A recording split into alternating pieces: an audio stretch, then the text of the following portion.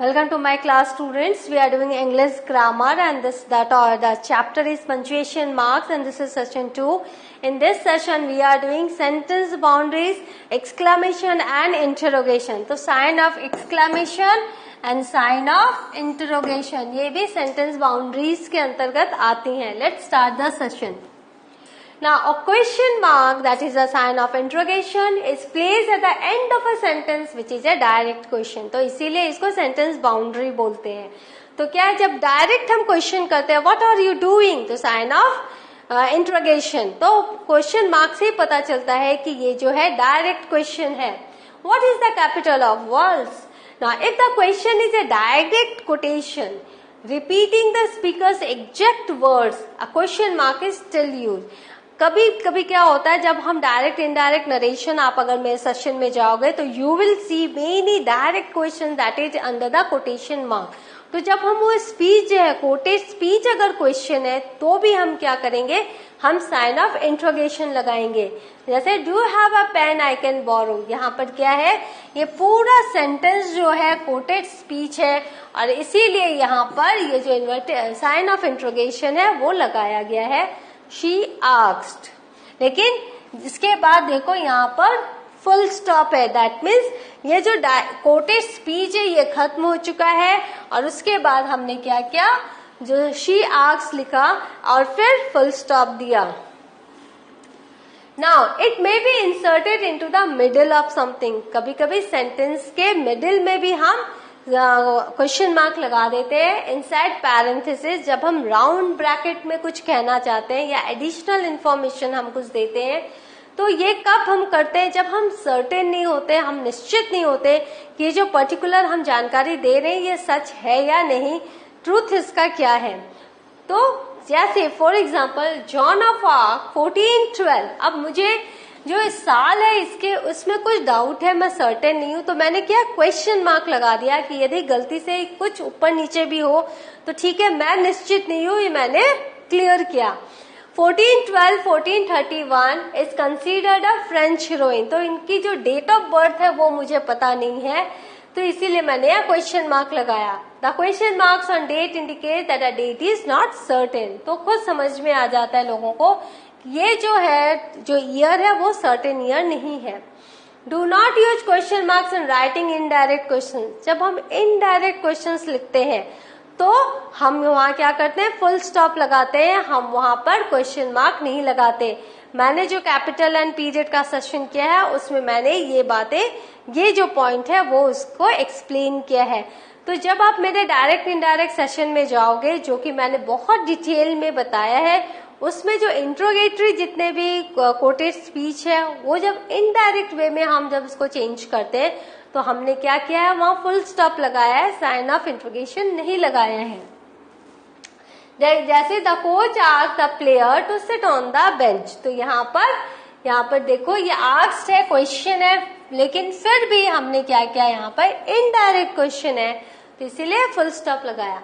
Use the question mark statements ending with question tags. Question tags क्या होते हैं, जब सेंटेंस कंप्लीट होता है और फिर जब हम दो जो शब्द लिखते हैं क्वेश्चन की तरह हम पूछते हैं तो वहां क्वेश्चन मार्क लगता है. जैसे you didn't find those document, did you.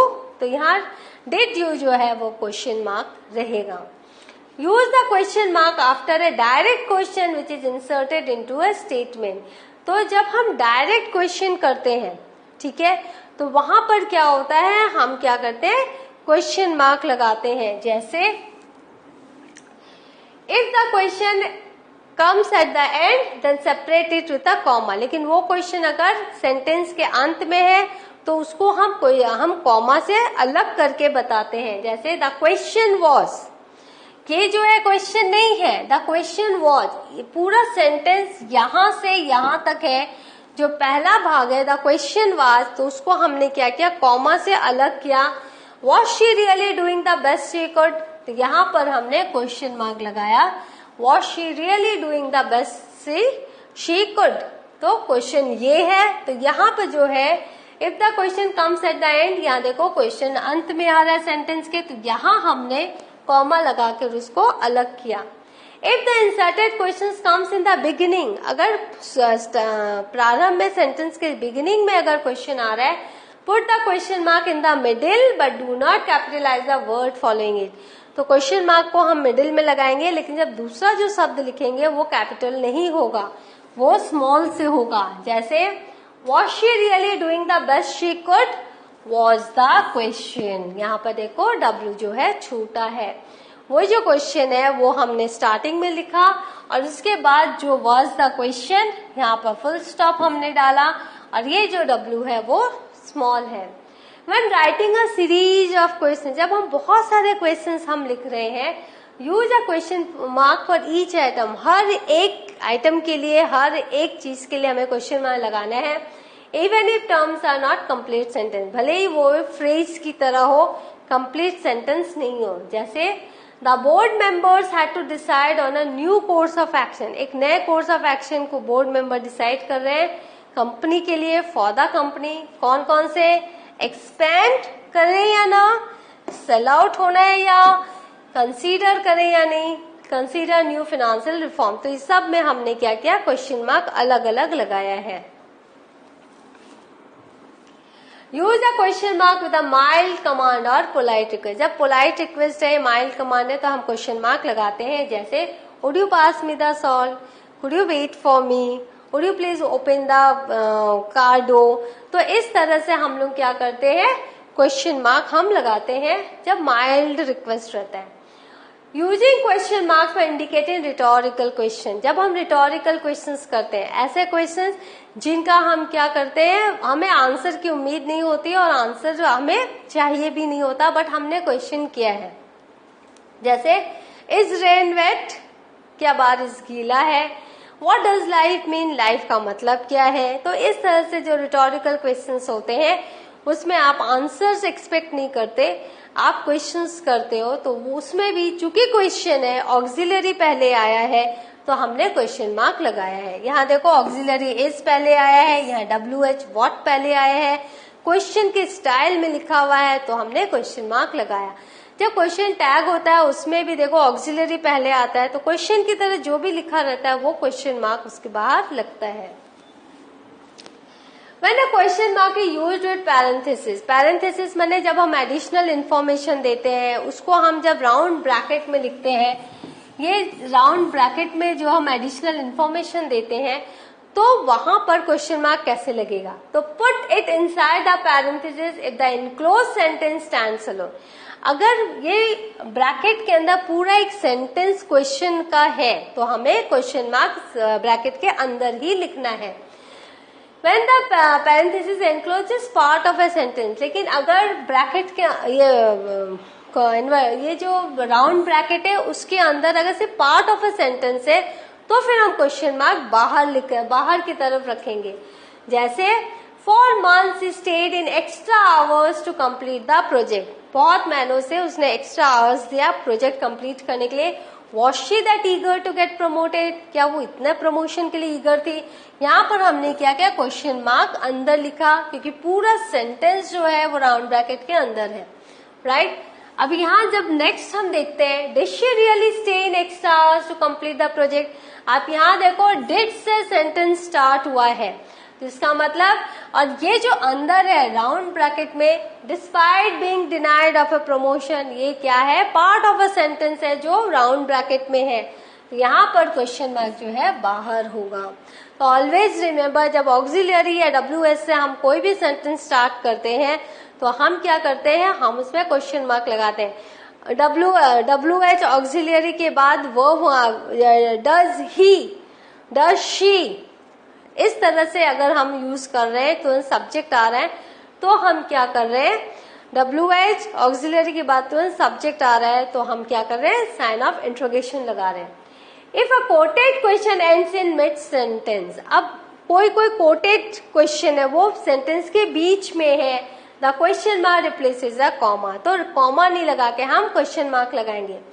Will you still be my friend, she asked. यहाँ देखो क्वेश्चन मार्क नहीं है, यहाँ पर क्या है, यहाँ कॉमा नहीं है, यहाँ क्वेश्चन मार्क है।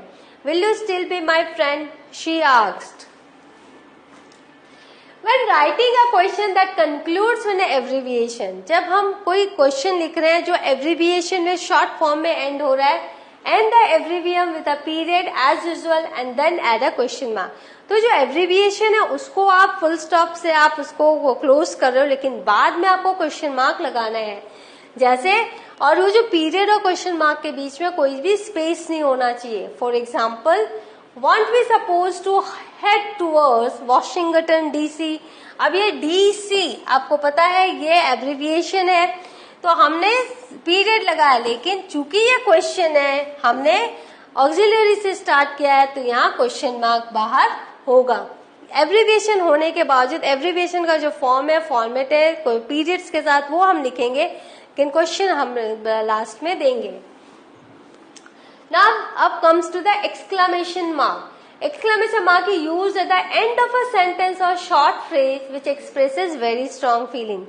कब हम लाते हैं? जब हमारे imperative sentences होते हैं, हमारे strong feelings होते हैं, sudden changes आते हैं, तो हम sign of exclamation लाते हैं.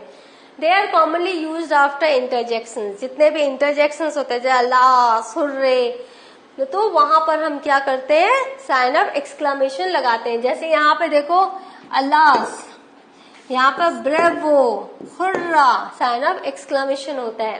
That's fantastic, Johnny, don't touch that, help, good heavens. तो हमने देखो ये स्ट्रॉन्ग फीलिंग्स है, स्ट्रॉन्ग कमांड्स है, तो हमने क्या किया? साइन ऑफ एक्सक्लेमेशन लगाया.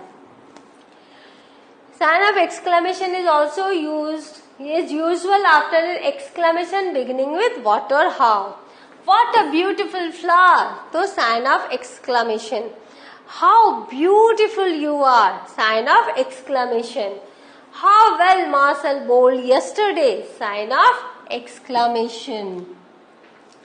You can also use it to show that a statement is very surprising. कोई आप कोई statement लिख रहे हो, sentence लिख रहे हो, आपको बहुत surprising उसको end देना है, तो आप sign of exclamation लगाते हो. जैसे to educate about decomposition of body. कैसे body decomposition होती है, गलती है body. The scientist opened the tomb. Scientist ने क्या किया? tomb खोला. It was empty. वहां तो मुर्दा नहीं था, शव नहीं था. तो यहाँ पर क्या एक सरप्राइजिंग एलिमेंट आ गया, तो हमने साइन ऑफ एक्सक्लेमेशन लगाया. तो यहाँ पर जब हम पढ़ेंगे तो कैसे पढ़ेंगे? It was empty. तो एक फीलिंग आ गई, right? Now to draw attention to an interruption. जब हम कोई स्टेटमेंट लिखते हैं और कोई पर्टिकुलर वर्ड पे हमें अपना अटेंशन किसी का लाना रहता है, तो साइन ऑफ एक्सक्लेमेशन लगाते हैं. ऑन द ओकेजन सिंपल है, लेकिन रेयर ओकेजन, कभी कभार, तो हमने यहाँ पर साइन ऑफ एक्सक्लेमेशन लगाया. Using a Latin abbreviation needs proper punctuation. कभी कभी हम लैटिन एब्रीविएशन लगाते हैं, लेकिन वहां पर प्रॉपर पंक्चुएशन जरूरी है. Avoid using exclamation marks in a formal writing. जब हम फॉर्मल राइटिंग करते हैं तो हम एक्सक्लेमेशन मार्क्स नहीं लगाते हैं. Never use 2 or 3 of them in a row. हम एक ही रो में 3 एक्सक्लेमेशन मार्क्स या 2 एक्सक्लेमेशन मार्क्स नहीं लगाते हैं. This is totally wrong. जैसे सुपर डुपर 3 एक्सक्लेमेटरी मार्क नहीं, एक काफी है, वही एक लगाना है. In dialogue use the exclamation point to indicate a strong command. जब हम डायलॉग बोल रहे हैं और हमें स्ट्रॉन्ग कमांड देना है, तो साइन ऑफ एक्सक्लेमेशन हम लगाते हैं इंपेरेटिव सेंटेंसेस में.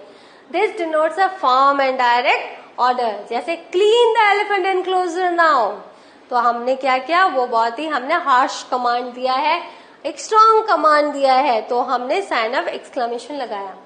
An exclamation point is used before the closing quotation mark if it applies just to the quoted text.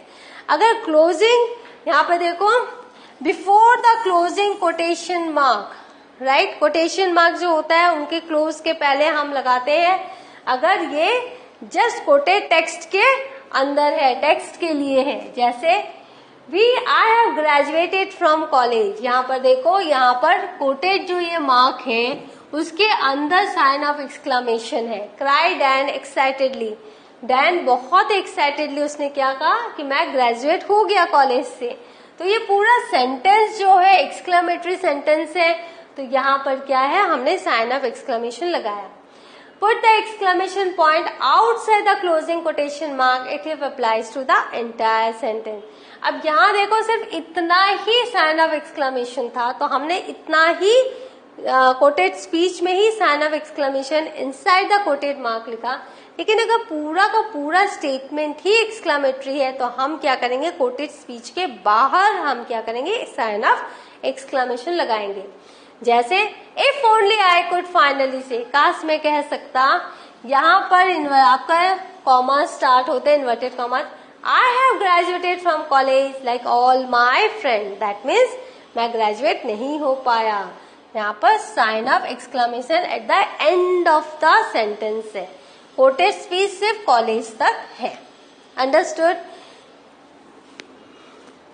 With parenthesis, put it inside the parenthesis if only the enclosed text is exclamatory. अगर हम round bracket में हमको कोई exclamatory sentence हमने लिखा है तो वो राउंड ब्रैकेट के अंदर वो साइन ऑफ एक्सक्लेमेशन होगा. जैसे for months I stayed in extra hours to complete the project, I couldn't bear it. अब ये जो है पूरा सेंटेंस है, ये एक्स्ट्रा है, एक्स्ट्रा इन्फॉर्मेशन है, एक्सक्लेमेटरी सेंटेंस है, तो राउंड ब्रैकेट के अंदर हमने पूरा सेंटेंस लिखा है तो साइन ऑफ एक्सक्लेमेशन भी राउंड ब्रैकेट के अंदर है. When the whole sentence is exclamatory, put the exclamation part outside the parenthesis. अगर कोई एक पर्टिकुलर पार्ट है, यहाँ पर देखो एक पर्टिकुलर पार्ट है और पूरा का पूरा जो पार्ट है वो एक्सक्लेमेटरी सेंटेंस है तो हमने लिखा वहां अंदर लिखा. लेकिन अगर पूरा सेंटेंस ही एक्सक्लेमेटरी है और एक पूरे सेंटेंस का कोई पार्ट ही अंदर द ब्रैकेट है तो हम साइन ऑफ एक्सक्लेमेशन बाहर लगाएंगे, that is out of that parenthesis या round bracket. For example, it just not fair that Dan has to work over time despite being denied of a promotion. ये जो है वो पार्ट ऑफ अ सेंटेंस है जो under the close bracket है. हम यहाँ पर क्या करेंगे, अंडर राउंड ब्रैकेट है तो ये पूरा एक्सक्लेमेटरी सेंटेंस है तो यहाँ sign of exclamation round bracket के बाहर होगा.